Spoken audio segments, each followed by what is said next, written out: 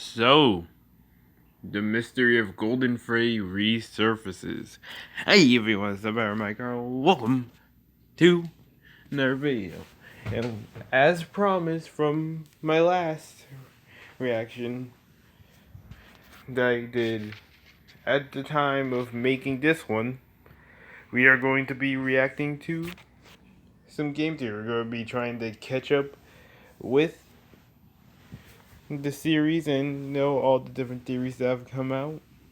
Starting with one with a theory on a topic we all know well as game theorists, Five Nights at Freddy's. And apparently, the case on Golden Freddy has been reopened once again. I mean, I don't know if it was reopened before this. The last FNAF game theory that I remember that involved Golden Freddy was, I don't know, it was so long ago, but I think it was like about the ending of Ultimate Custom Night and how it meant that, Golden Freddy was destined to torture William Afton within his own personal hell for all eternity, which is what Ultimate Custom Night was, and Matt had deducted that the identity of the soul within Golden Freddy, the so-called, actually no, was it? Wait, I can't remember. But anyways, he fell on the conclusion that the soul inside Golden Freddy was a girl named Cassidy. Apparently, unless this is having to do with some other FNAF theory that I missed, apparently it was wrong. I don't know. That's what we're here to find out today. I'm here to catch up on these theories. And so now, it's time we begin.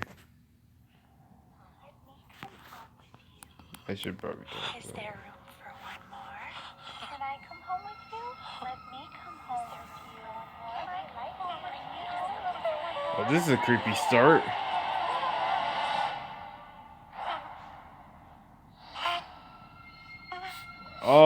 Oh God. For one more.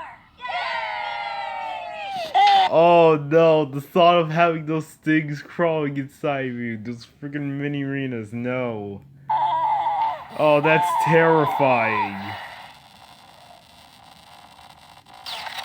Hello, Internet. Welcome to Book Theory. Because if you have one moderately popular indie smash game in your franchise, chances are you also have yourself a 10-installment book deal. That's barely an exaggeration. Bendy and the Ink Machine True. 3, with more promised on the way. Hello, Neighbor 6. Heck, it's a surprise that Wait. These Basics doesn't have an Hold up, Hello Neighbor got books? I knew freaking FNAF and Bendy and the Ink Machine got some, but I didn't know Tiny Build got on the book train too. Holy crap. entire trilogy dedicated to the horrific backstory of the Jump Rope Girl. Playtime. No joke, at this point in my life, I'm reading more video games than I'm playing. But of course, today we're not talking about any of those Honestly, other I wish I franchises. could be We're that. talking about the Grandpappy. 'Cause I the used one to read that it a paved lot. the way for all those who would dare to follow in its footsteps. Five Nights at Freddy's and its 8 books, as well as its 2 graphic novel reimaginings of the first 2 books. But here's the best part here, friends. True to this franchise, the books were supposed to end at Fazbear Frights number 5. We're currently at Fazbear Frights number 3. The end was in sight. That was gonna be it. That was the end of the line. Mystery more- over. But oh no, my friends. Of course not. Now there are 2 more final installments. There's always more, man. There's always more. Remember back in FNAF 4? When that was supposed to be the final chapter? But then Scott came out with Sister Location.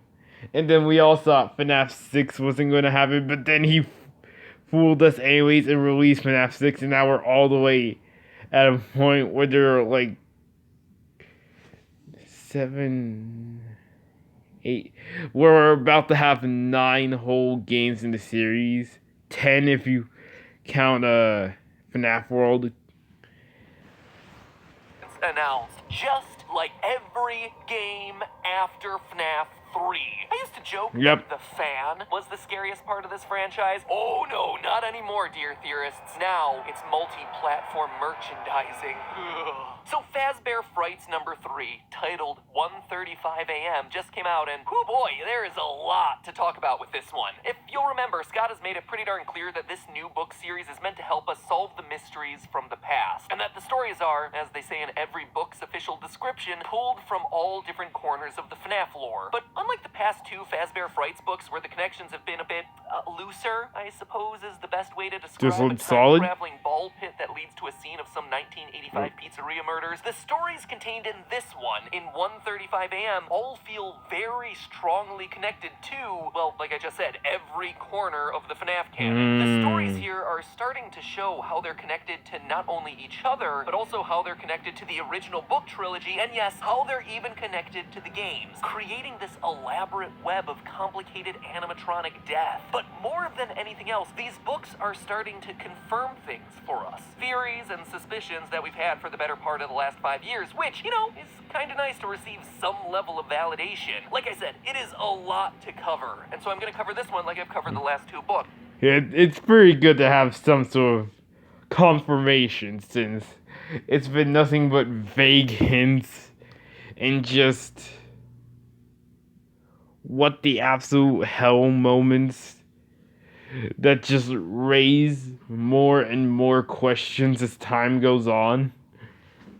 Today's episode is going to be dedicated to a general overview That's all of it's the been story, for a long spotlighting some of the time. most important details for theory crafting, and explaining what I think this new batch of stories is trying to tell us about the series' mysteries. And then the next video, we're going to be doing a deep dive into probably the biggest mystery of all 3 books so far, FNAF's newest killer animatronic, the Stitch Rave. This guy is actually really interesting, and his story is starting to weave through most of the 9 other small stories that we've covered in these other books, and what he means might actually have some severe implications for not just the original trilogy of novels, but also the future of the games. Like I said, more on that next week, but for today, let's start with our title story, 1:35 a.m. This one is pretty straightforward. Delilah is a young woman with a tragic backstory. Her parents both died when she was 11, at which point she was bounced around and abused, sadly, in the foster care system for years. No. Eventually, she finds a stable home and happiness with a man named Richard. They get married, and Delilah excitedly looks forward to finally having a child of her own, so she can finally complete the family that she never had. Everything That's is going nice. great in her life until Richard divorces her. Now What? she's alone and sadder than ever. And then she dies, trapped in a ventilation shaft after being tortured by the embodiment of the child that she never had. Children's... Jesus Christ, that escalated fast. I should mention I haven't read any of the Fazbear's Fright series.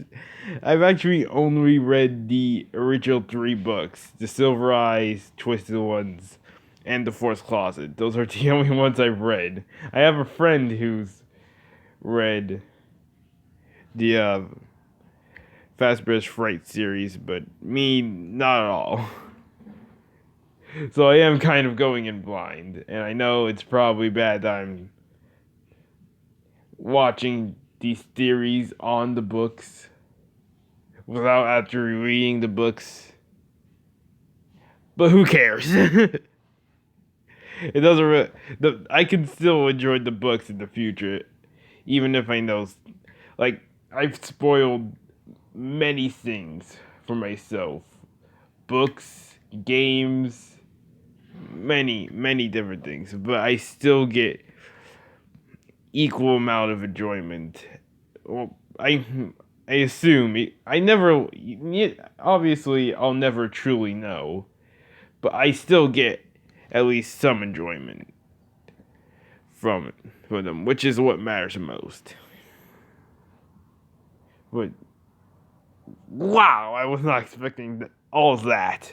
entertainment, ladies and gentlemen. Okay, so I may may have skipped a few steps there, but it's roughly the idea. One day, Delilah finds an animatronic doll named Ella at a garage sale. Ella? A doll that reminds her of the child that she always dreamed of having. Ella? Quote, with brown curly hair, big dark eyes, and plump pink cheeks, the doll looked almost exactly like the baby Delilah had envisioned having someday with Richard. She'd been sure that she was going to be a I'm mother, making so connections. sure that she'd named the baby before the baby was even conceived. Her name would be Emma. Delilah reached for the tag that hung on the doll's wrist. My name is Ella. Ella. So close to Emma. Delilah felt an odd tingle slither through her body. End quote. She buys the doll, in part because it reminds her of her almost never child, and because it has a built-in alarm clock. Emotionally scarring with a side of functionality, just the way I like Nice. it. Anyway, she sets the alarm inside of Ella for 1:35 p.m. to help wake her up for her shift at Of work. course. But the alarm doesn't go off. And just like that, Delilah gets her first taste of parental disappointment. So she does what any good parent would do in that situation, immediately hurls her would-be child into the nearest dumpster. Yeah, Yikes, that's not a good Delilah. idea. Maybe it's better that you and Richard didn't have that kid after all. Anyway, that night she's awoken at 1:35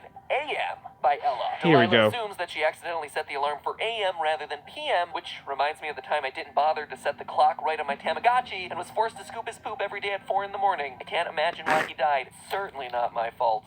Anyway, she tries to find the trashed Ella doll, but can't. And from that point forward is slowly driven insane by the doll waking her up every morning at 1:35. I mean, 1:35 is still early enough at night to get a decent night's sleep. It's not a 3 a.m. challenge or anything like that, but whatever. Yeah, knowing that she'll never feel safe again, she climbs into a ventilation shaft in a building 3 a.m. if you're lucky.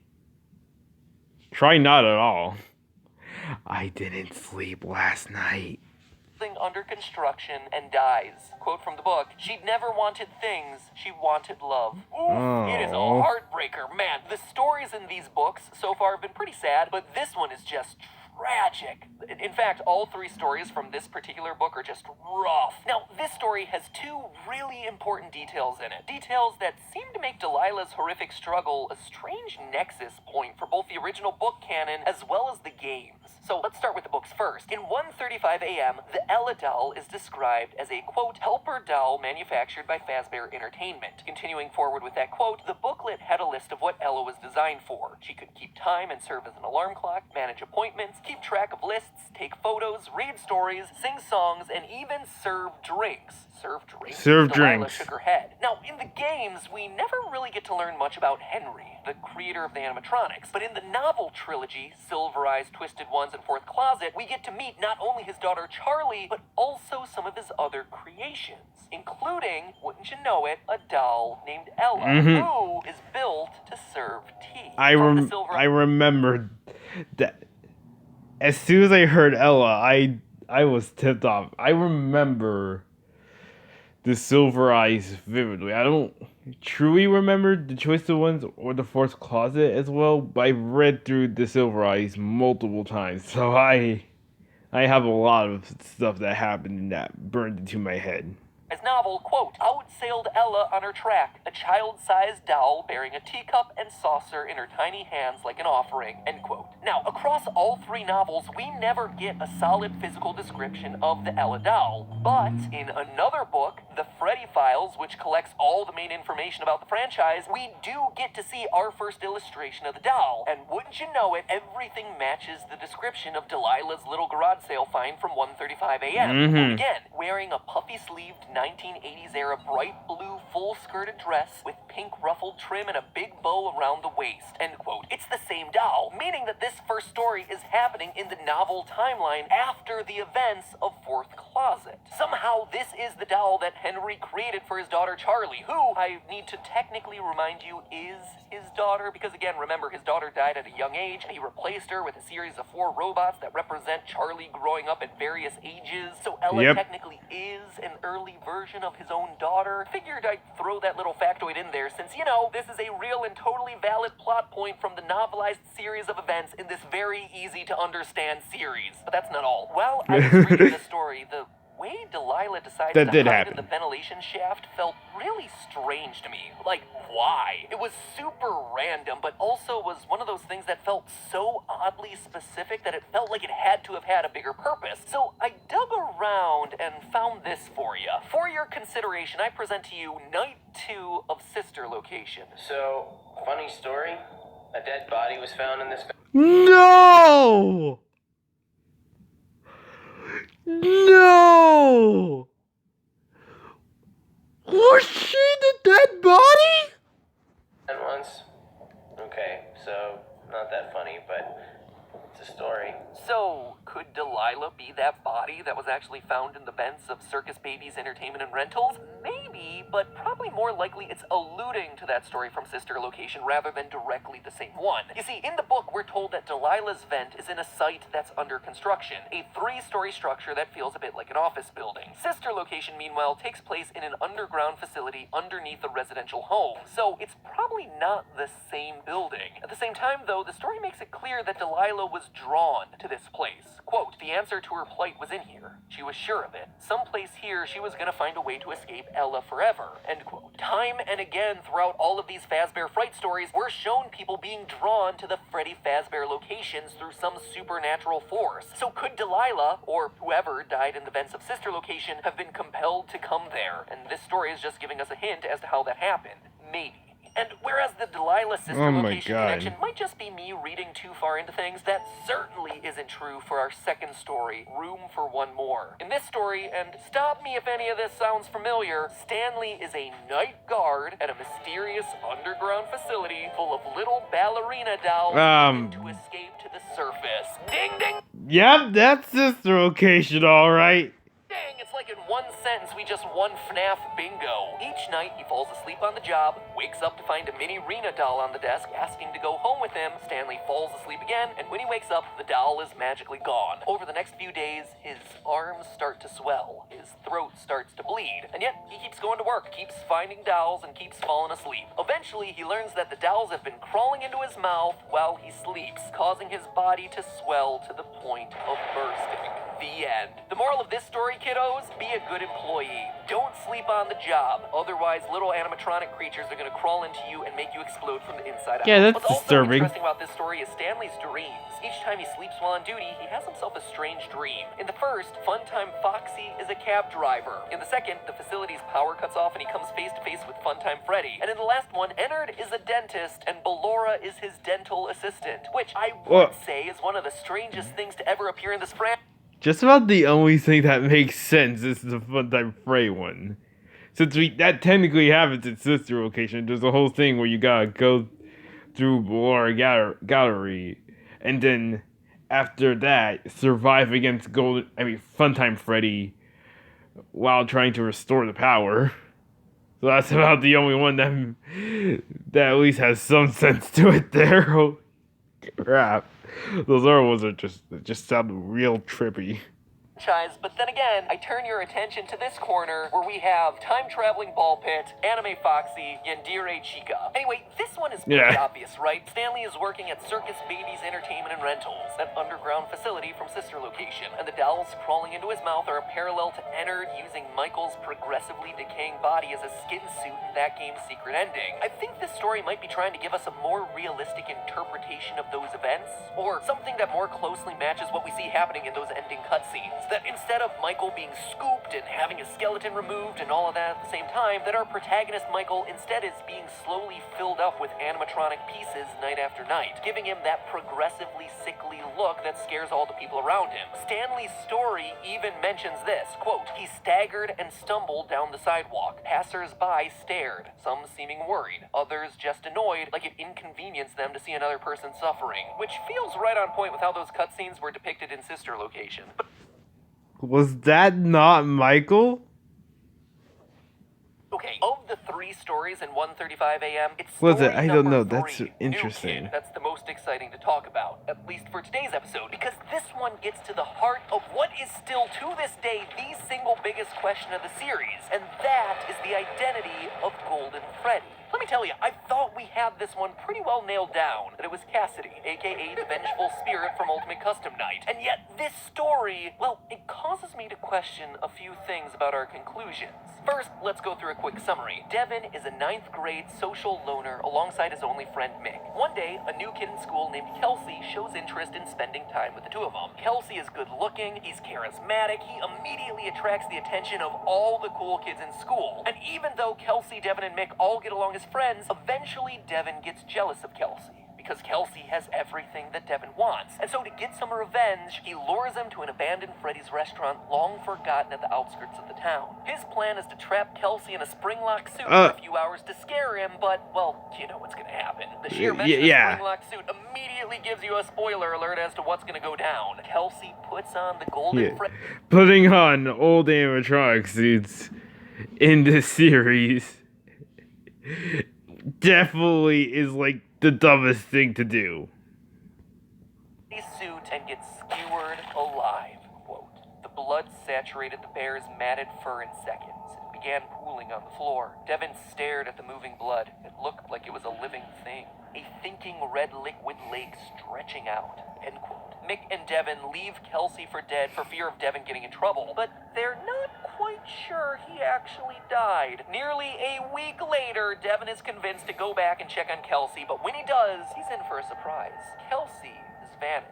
Devin eventually sticks his hand inside the suit's mouth to feel around for Kelsey's slumped-over dead body, only for the spring locks to fail again and crush his arm. As Devin lies on the floor, trapped and slowly bleeding to death, he gets a final glimpse into the suit and, well, let's just say what he sees inside rocks the foundation of what we know about this franchise. Quote, Devin wiggled in one more attempt to free himself. The mouth opened even more, and Devin got a sudden glimpse inside the suit. He gasped. Down low, past his arm, Devin could see a body, a dead body, just like he thought he'd find when he came back here to check. But it wasn't exactly like he thought he'd find.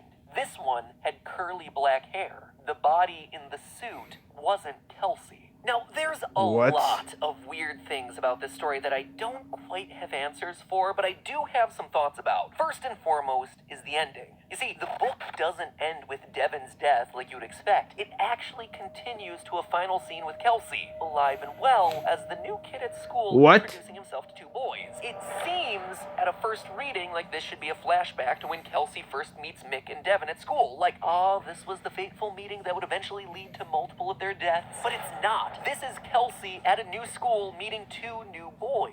In the story, Mick meets Kelsey first and then brings Kelsey over to meet Devin, and it all takes place in a classroom. This closing scene, meanwhile, is outside the front doors of a school, and the two boys Kelsey introduced himself to are less social outcasts like Mick and Devin, and more like bullies.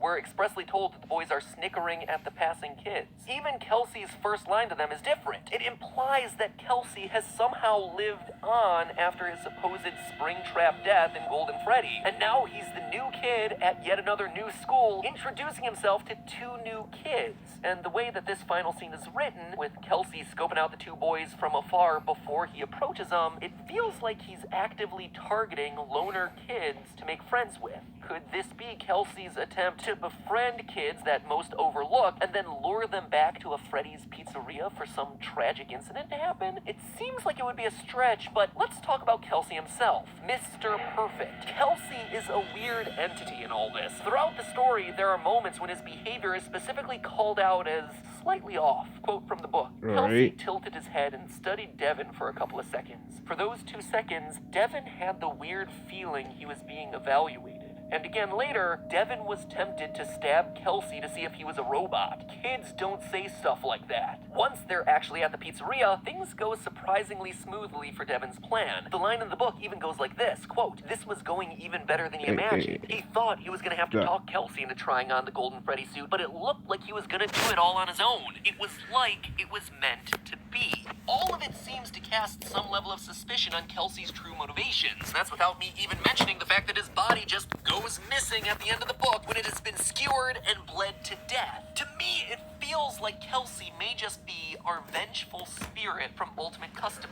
In the story, Kelsey is described as having wavy blonde hair and blue eyes. Now, we have a pretty solid idea that its hair is straight with a slight wave, and it appears to be blonde. But here's the kicker. This image was created by inverting colors. It's what gives it that blown out and kind of creepy appearance. If you invert the colors of the vengeful spirit's eyes, you get blue, just like Kelsey is described. Oh my god. Idea of a vengeful spirit, a kid who is angry about his own death, perhaps in an accident like we see in Fnaf 4, or in this particular story, looking to get revenge on other kids who are similar to his original killers. He goes from school to school, presumably ones near Fazbear locations, to somehow trick kids into getting killed by the suit. The parallels with Vengeful Spirit even go to the moments right around Kelsey's death in the book. This is how it's described, and the sound wasn't the bad part. It was bad, yes, but the bad part, the really, really bad part, was the way the suit started jerking in a spastic, horrific dance. It looked like the moth-eaten, mildew-blotched gold bear was convulsing, but it wasn't the bear, it was Kelsey. It's remarkably similar to the final cutscene from Ultimate Custom Night, Oh where my we see God. again an angry Golden Freddy, presumably filled with the vengeful spirit, twitching off into the darkness. Also worth noting is that the spring-lock suits are apparently big enough for kids to slump down into the body. Devin, when he initially can't find Kelsey's body inside the suit, decides to dig deeper down into it. Quote, had Kelsey somehow slid down into the suit? Was that his hair that Devin could see? This, to me, confirms what we see in Fnaf 4's storage room cutscene. The strange tuft of hair that's coming out of the body of the suit. Back then, we weren't sure what this was trying to tell us. I have seen that cutscene so many times, and I never noticed that tuft of hair. Holy crap. What that tuft of hair was meant to be. But now, I think we can safely conclude that it is indeed a child stuffed into that body, and that we're only seeing the top tuft of hair poking out. It would seem to imply that there was a victim before the bite of 1983, and that the crying child was never somehow knew that was aware there. of at least one, if not multiple, of past victims shoved inside the suits.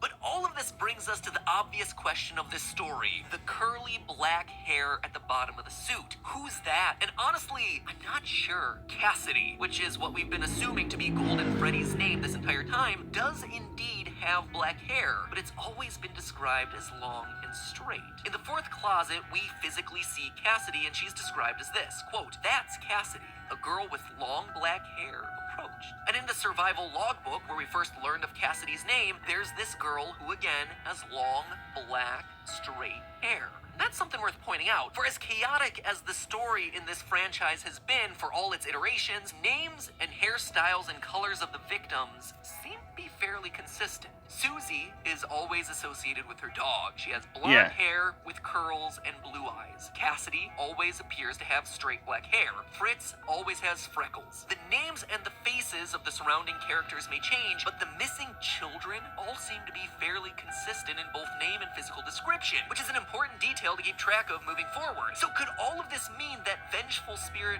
and Cassidy are two separate entities? That two spirits might both be in possession of Golden Freddy, or that Cassidy isn't really associated with Golden Freddy at all, and is instead the identity of one of the other animatronics. Because in Fourth Closet, she technically wasn't the one who was associated with Golden Freddy. Honestly, I don't know. I need to actually review the evidence for this one, and I encourage you to do the same. The last thing worth mentioning for all of us to chew on is the mysterious slithering that's heard throughout this story. While the boys are exploring the abandoned pizzeria, they hear something inexplicable in the walls. Quote, while they were in the bathroom, Devin was pretty sure he heard something slithering through the walls. He didn't say anything. From the way the other boys' faces paled, that sound they effect. heard it too. They didn't mention it either.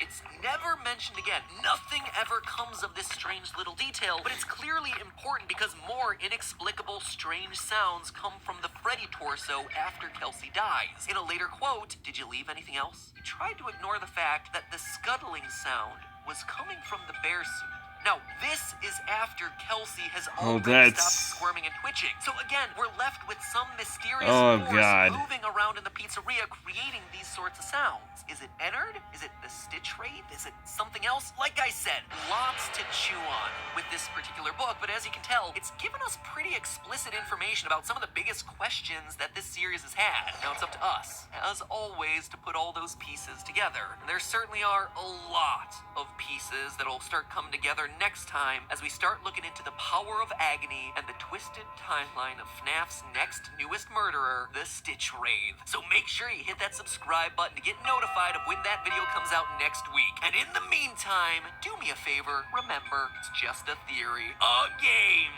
theory. Thanks for watching. God dang, it's like a Hydra. You take You think one killer out of the series, suddenly there's two more. In the form of the Stitchwaith and Vanessa. Oh boy. And that, yeah, a lot, that was honestly a lot. That was a lot to think about. Like, you could actively, throughout the first two, in the first two stories, you heard me question stuff, like the fact that possibly, I can't remember her name, but the woman who, that dead body in the vent, like something so insignificant, because it's just like, oh yeah, a dead body down here. And you're most likely just like, okay, that's really creepy and morbid. I hope I don't end up seeing that at some point. But you never do. It's never brought up ever again. So the fact that Scott was willing to possibly, go over who that was and how they got there, honestly really cool. Then that whole thing with the connection to the dude and the guard who was getting filled with mini arenas or whatever. The fact that his whole thing was that it paralleled the end night cutscenes for the custom night mode. Possibly meaning that, like, you're be questioning if that was Michael or we were looking at that guard. Because it could be either. The one thing that's making me not so sure is the one you get for completing every single one of the custom nights except for the Golden Freddy challenge. Because the Golden Freddy challenge gets you that message from Michael, to William Afton, his father, talking about how he should be dead and whatnot, how he found the sister location place and that he's going to go find him. That whole thing, because, like, at the very end of the, night guard walking home cutscenes, the body's fully decayed, and then so he stops at one point and then throws up a bunch of robot spaghetti, I guess. And we've always presumed that to most likely be entered leaving Michael's body now that his body has rotted away and is no longer usable or whatnot. I don't know. But obviously the biggest thing was the whole thing at the end with, I can't remember the boy's name, but him possibly being the true, vengeful spirit inside of Golden Freddy. And the different possibilities of, if Cassidy is or is not entwined with Golden Freddy at all, and if she is, then how? If we know that this new character could possibly be the one we were actually searching for all along, that I don't know. But that was honestly a lot to unpack. Yeah, this